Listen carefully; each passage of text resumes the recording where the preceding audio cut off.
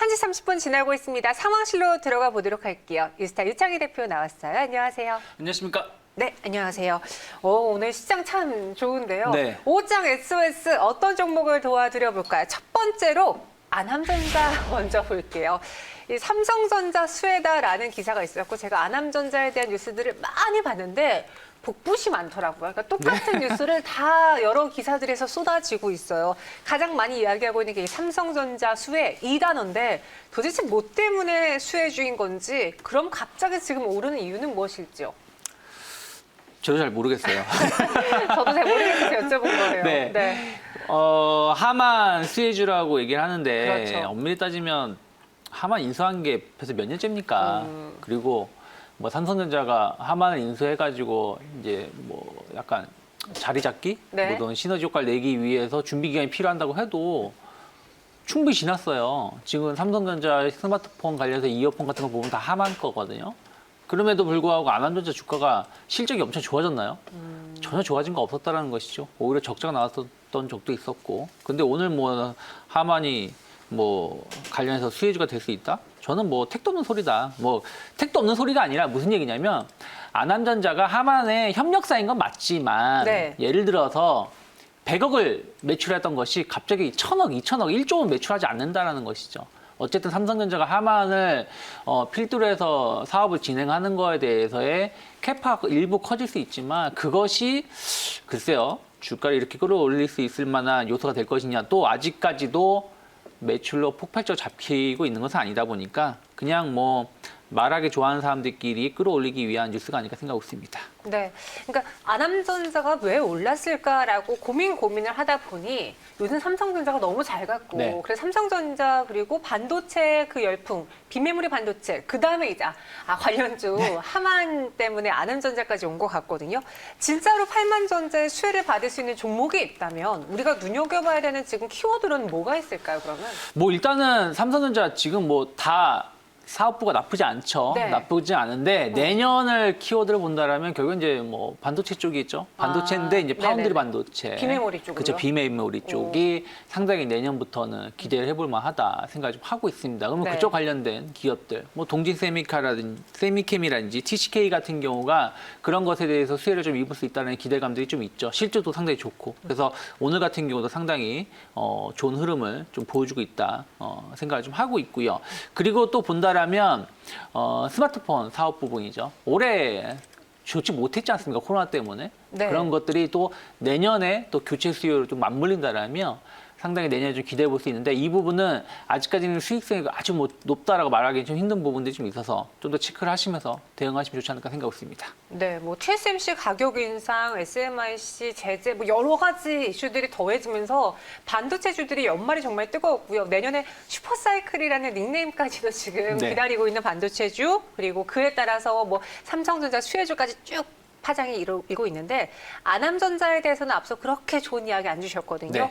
그럼 갖고 계신 분들은 지금 매도하는 게 좋을까요? 가격 전략 들어보죠. 저는 일단 매도가 맞다라고 생각을 좀 하고 있습니다. 왜냐면 오늘 막 처음 올라왔다라면 네. 조금 더 갈 수 있겠다 보겠지만 어저께 상한가를 기록을 했고요. 오늘 긴 윗꼬리가 나오고 있고 또 아쉽지만 오늘이 마지막 거래일이에요. 그렇죠. 또 한 이틀 정도 연휴가 있다라고 본다라면 굳이 이거를 내년 1월 4일 첫 개장일까지 끌고 가기에는 뭐 좋다라고 말하기 힘들다. 그래서 저는 3,500원 정도 지금 가격대죠. 계속 흘러내리고 있어서 3,500원 지켜지지 못한다라면 좀 아침에 조금 급하게 매수하신 분들도 조금 비중 줄이셔야 되지 않을까 생각하고 있습니다. 네, 오늘 23% 넘게 올랐던 안암전자인데요. 현재 가격에서 그냥 매도해보자라고 이야기해 주셨습니다.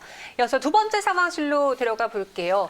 어제 또 뜨거웠던 관련주인데요. 종근당 그룹주가 오늘 또 크게 올라서고 있습니다. 종근당은 장중 20% 가깝게 올랐고 이 나파벨탄에 대한 기대 때문이거든요. 코로나19 치료제 나파벨탄 어떤 지금 과정들을 거치고 있는지 정리해 볼게요. 네, 뭐 아시다시피 뭐 췌장암이라든지 이런 쪽에 사용하던 나파벨 그 약품을 다시 재가공해가지고 네. 코로나 치료가 될 수 있게끔 성분을 뽑아낸 것이죠. 그것인데 원래 이제 국내에서는 임상 이상이 상당히 늦게 시작을 했습니다. 네. K-방역에 성공을 해서 환자가 적다 보니까 그래서 러시아에서 임상 이상을 성공을 했고 그리고 이제 임상 3상도 지금 진행 중 또 준비 중에 있는데 임상 3상도 뭐 캐나다라든지 다른 호주라든지 외국에서 진행을 하고 있고 우리나라도 좀 있으면 진행할 가능성이 높은데 어쨌든 어저께인가요? 셀트리온이 맞아요. 긴급 승인 신청을 좀 했잖아요. 했고 아직 뭐 승인이 나온 건 아닙니다. 그리고 이제 종근당도 일단 조건부 승인 신청을 하는 거라서 어쨌든 치료제가 우리나라에서 이렇게 먼저 좀 전 세계적으로 본다면 제일 먼저 나올 수 있다는 기대감들 이런 것들이 또 코로나는 백신도 중요하지만 오히려 치료제가 더 중요할 수가 있다 보니까 그런 것들이 이슈가 되고 있는 상황이 아닌가 생각하고 있습니다. 네.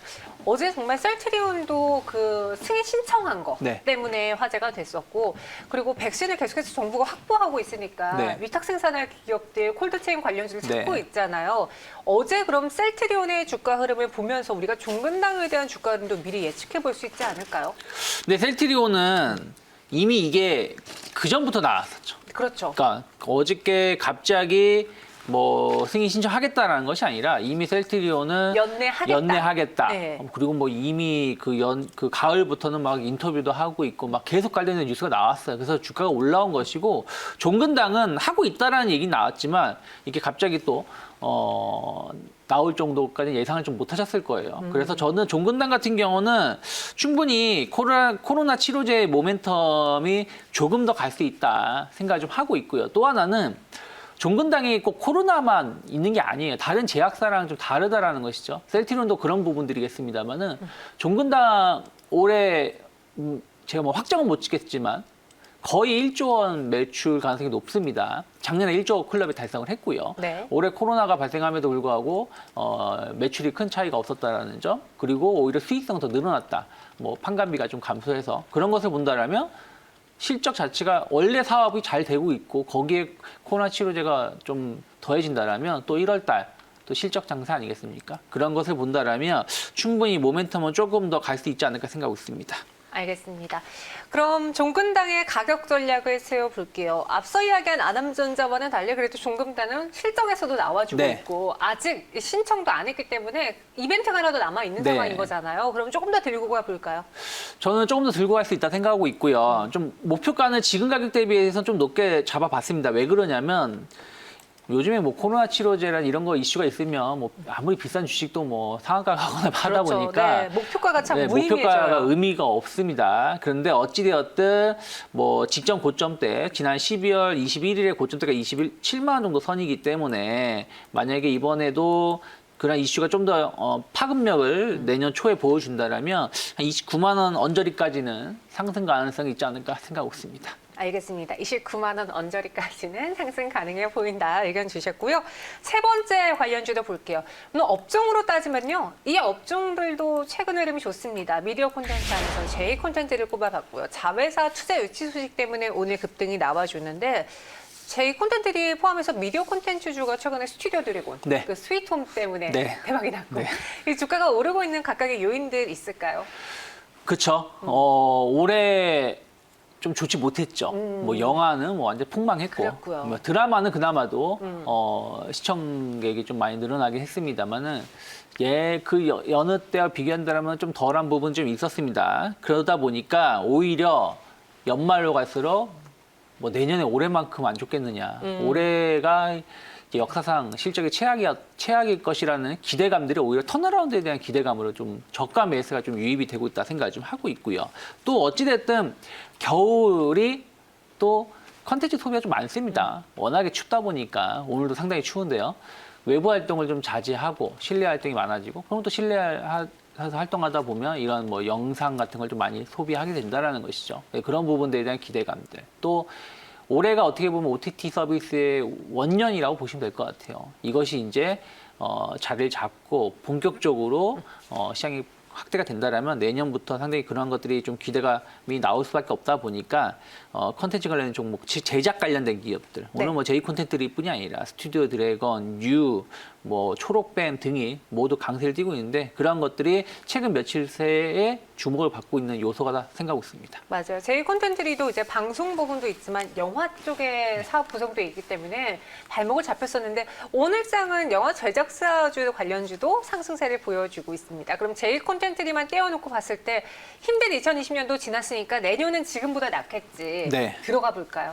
저는 뭐 나쁘지 않다 생각하고 있습니다. 왜 그러냐면 올해 어찌됐든 제이 콘텐츠리가 그 작년 하반기서부터 쭉 조금 관심을 받았었던 게 드라마라든지 이런 그 부분들에 대해서 제작을 한 것이 상당히 히트를 많이 쳤다라는 것이죠. 그런 것들은 기대감들이 있었는데 극장 사업이 완전 멀티플렉스 사업이 완전 죽어버리다 보니까 주가가 힘을 못 받았는데 그런 것들이 좀 턴어라운드에 대한 기대감들 또 컨텐츠 관련해서 어떤 주목을 받고 있는 것들 또 거다가 이제 뭐 텐센트의 투자 이것은 그냥 단순한 투자가 아니라는 것이죠. 4천억을 투자를 했고 네. 그리고 그것이 이제 제작이라든지 유통을 같이 한다라는 거. 특히 뭐 중국은 무궁무진한 시장 아니겠습니까? 그렇죠. 그런 쪽에 대해서 텐센트라는 큰 회사를 파트너로 간다라는 것은 제이 콘텐츠한테 상당히 든든한 우군을 이번에 포섭을 한 거다. 그러면 저는 일단은 단기적으로 42,000원 정도까지 목표가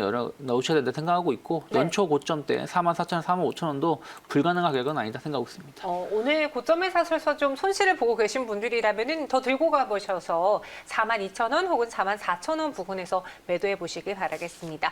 이어서 마지막 상황실로 들어가 볼게요. 건설주들도 좋고요. 그 안에선 GS건설 한번 꼽아봤습니다. 개인적으로 뭐 새롭게 나온 뉴스보다는 제가 궁금해서 꼽아봤는데 지금 주택 공급에 대한 이야기가 많잖아요. 이번에 뭐 서울전 주택 공급의 방안을 정부 측에서 발표하겠다라는 네. 이야기도 있는데 이런 주택 공급이 정부 측에서 확 압박을 하면은 건설사는 좋은 거예요? 혹은 민영 주택이 줄어들다 보고 공공주택이 많아져서 불리한 거예요? 뭘까요? 뭐 건설사들은 네. 어쨌든 이런 주택이 늘어나게 된다라면 수혜를 입죠. 그게 꼭 뭐 본인들이 입찰을 하는 것도 있겠지만 본인들이 입찰을 못한다고 하더라도 그렇게 되면서 또 민영 건설도 늘어날 수밖에 없기 때문에요. 그래서 저는 뭐 신규 건축 허가 증가가 내년에 좀 더 이루어질 수 있다라는 기대감들 일이 좀 주가에 좀 반영되고 있다 생각하고 있고 네. 다만 정부가 어찌되었든 급격하게 규제를 완화할 가능성은 적다. 그러니까 이번에 규제 완화 가능성이 있지 않을까 생각하시기보다는 공공이든 민간이든 주택 건수, 신규 건수가 좀 늘어날 확대 이런 정책이 어떤 식으로 조금 더 파급 효과를 일어날 수 있을지 여부를 좀 체크를 하시면서 정부 정책을 좀 바라보셔야 되지 않을까 생각하고 있습니다. 알겠습니다.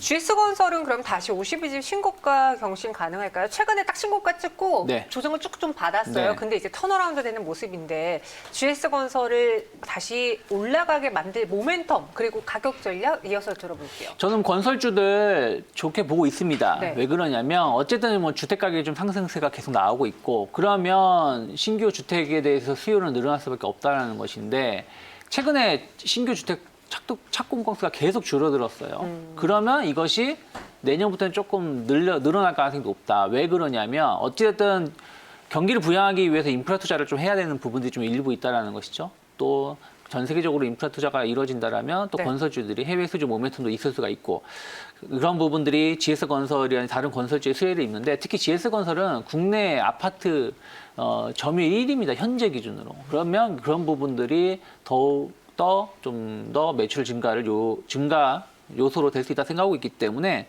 저는 충분히 뭐 고점 갱신 가능하지 않을까 생각하고 있습니다. 네, GS건설 그럼 목표 주가는 어디까지 볼까요? 일단은 뭐 직전 고점대가 4만 원대 39,550원이기 때문에 네, 딱 일단 거기까지. 직전 고점은 딱 4만 원을 잡아놓고 네. 그러면서 이번에 돌파가 된다라면 뭐 그 이상 추세로 좀 바라보셔야 되지 않을까 생각하고 있습니다. 일단은 4만 원에 오는 거 보고서는 그러고 추가적인 전략 수정이 필요할 것 같습니다. 건설주도 긍정적으로 평가해 주셨고요. 유창희 대표와 함께했어요. 오늘 말씀 고맙습니다. 고맙습니다.